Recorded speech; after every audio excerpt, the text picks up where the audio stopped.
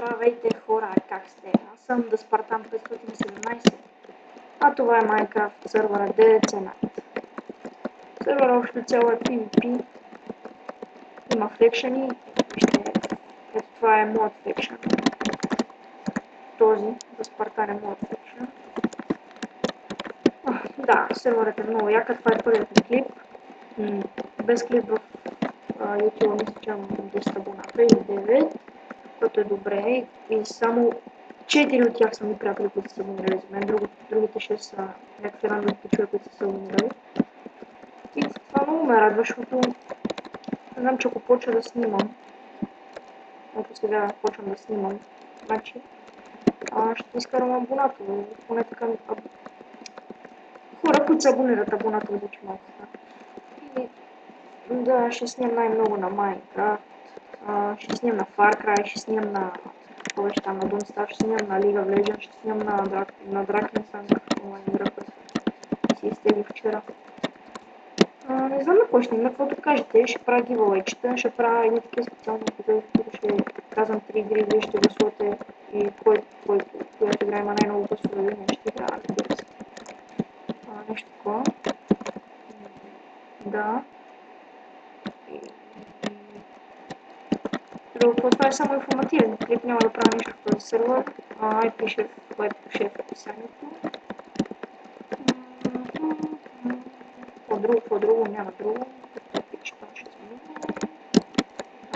Да, ето виждате, имаше едно PvP, то беше много трудно направено килне, направо са малко да ме килне. Скоро ще прекръстам меча, защото това ще се остарт на мекефи. Второ меч го взех от един пич, който го сам. В принцип тема в този сервер не е много голям, аз съм собствен сечен, да сте го казах. И да, хора ми с това да е този клип. На 30 абоната, сега на 10 да кажем, да 10 са.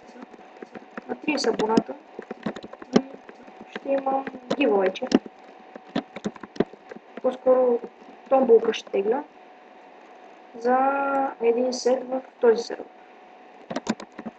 Да, сета ще е сигурно прочистица, с як меч, с як лук, с сигурно 5 легендарки и ще ви дам сигурно колко пари на нас. Имам 109 000, сигурно ще ви дам и 40 000 долара. Да, в първият това, ще го тегля на 30 абоната. Ще качвам всяка седмица по 3-4 епизода.